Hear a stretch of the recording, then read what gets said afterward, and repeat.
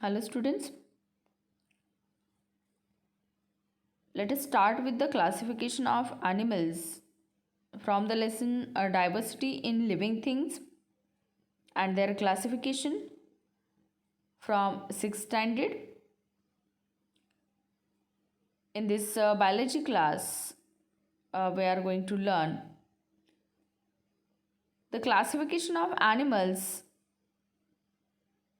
using some criterias.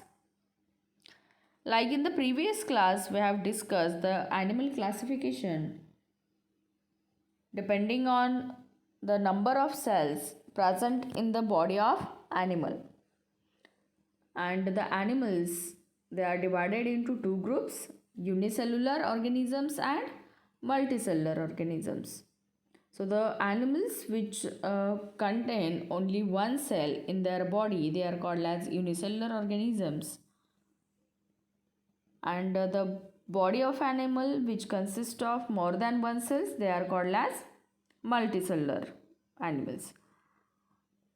So in this class we are going to use some another criteria for animal classification. So according to the presence or absence of vertebral column, animals are divided into two groups. First one is vertebrates and second one is invertebrates. So what is the meaning of vertebral column और where it is present?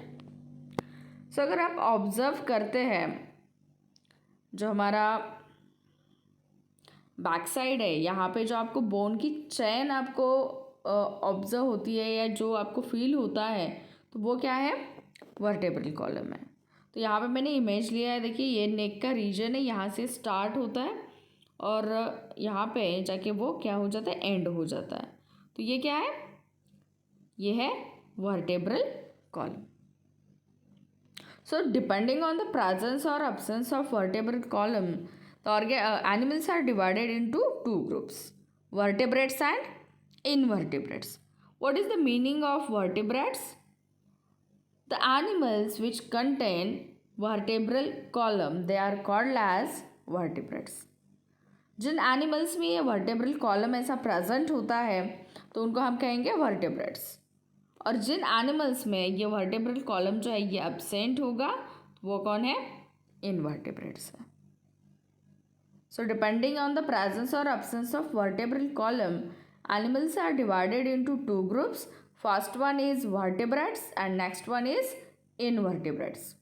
So vertebrates means the animals which contains or which possess the vertebral column, and invertebrates means the animals which does not contain vertebral column, they are called as invertebrates.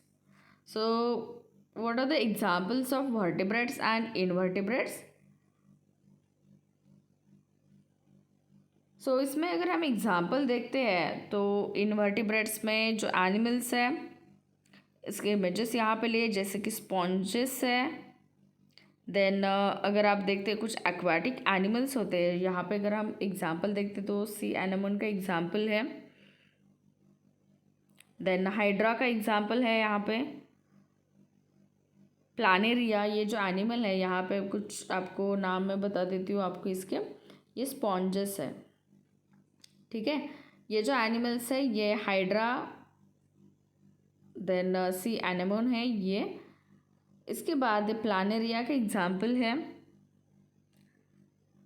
यहाँ पे अगर आप देखते हैं कुछ Mollusca यानी कि octopus जो है या फिर स्टारफिश जो है, ये क्या है? इनवर्टिब्रेट्स के एग्जाम्पल्स है. और ये जो ग्रुप आप यहाँ पे देख रहे हैं इसमें बटरफ्लाई, देन इंसेक्ट जो है, हनी बीज जो है, मॉस्किटोज है, कॉकरोच है, तो ये जो एनिमल्स है वो सब इनवर्टिब्रेट्स है जिनके बॉडी में ऐसा वर्टेब्रल कॉलम जो है ये प्रेजेंट नहीं होता है.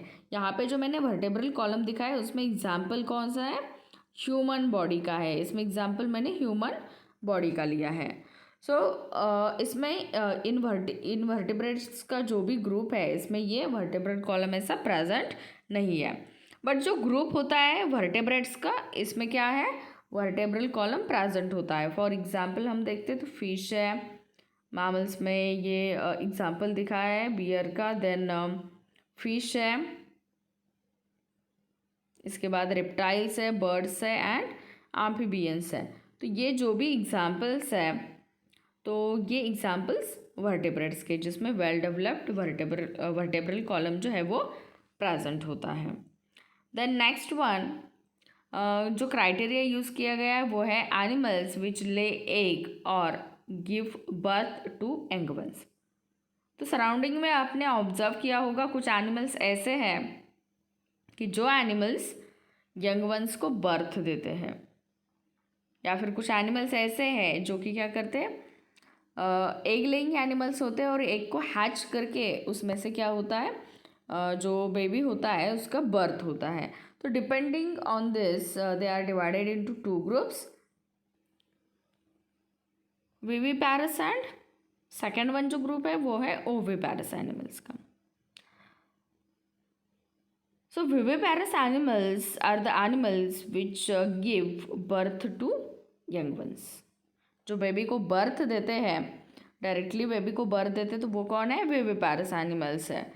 और oviparous animals means oviparous animals are born from an egg. ये जो एनिमल्स होते हैं वो एग लेइंग एनिमल्स हैं। सो इसमें एग्जाम्पल चिकन का आप ले सकते हैं, या फिर कुछ बर्ड्स है जो कि एग लेइंग है, फिश है। तो इसमें से जो एग्स प्रेजेंट होते हैं तो उससे क्या होता है, बेबी का बर्थ होता है। So viviparous animals the animals which give birth to young ones and oviparous animals are egg laying animals. Then the next criteria is according to their habitat, animals are divided into 4 groups. First one is terrestrial, then next one is aquatic animals, then third one is amphibians and fourth one is aerial. So इसमें अगर हम देखते हैं तो terrestrial animals, the animals which live on land, they are called as terrestrial animals. इसमें आप lion का example ले सकते हैं, डियर, देन जिराफ है, चीता है, एलिफेंट है। तो ऐसे एनिमल्स जो लैंड पे रहते हैं वो कौन से एनिमल्स हैं, टेरेस्ट्रियल एनिमल्स हैं। Then next one aquatic animals, the animals which live only in water. जो एनिमल्स वाटर में रहते हैं, पानी में रहते हैं, तो उनको हम क्या कहते हैं, एक्वाटिक एनिमल्स कहते हैं। देन नेक्स्ट ग्रुप जो है वो है एम्फीबियंस का। Amphibians means the animals which live on land and in water. जो एनिमल्स बोथ इस पे जो हैबिटेट दिखाते हैं, जैसे कि ये लैंड पे भी रह सकते हैं और ये पानी में भी रह सकते हैं। तो ये जो एनिमल्स हैं इनको हम क्या कहते हैं, amphibians, the animals which live on land and in water also. Then the fourth group is the group of animals which live aerial life. They are known as birds. So इसमें जो animals है वो क्या करते हैं, इनके पास कुछ characteristics है, जैसे कि इसमें हमारे यहाँ पे जैसे लिम्स है, hand 4 limbs and hand limbs है, जैसे लेग एंड हम हैंड्स कह सकते हैं।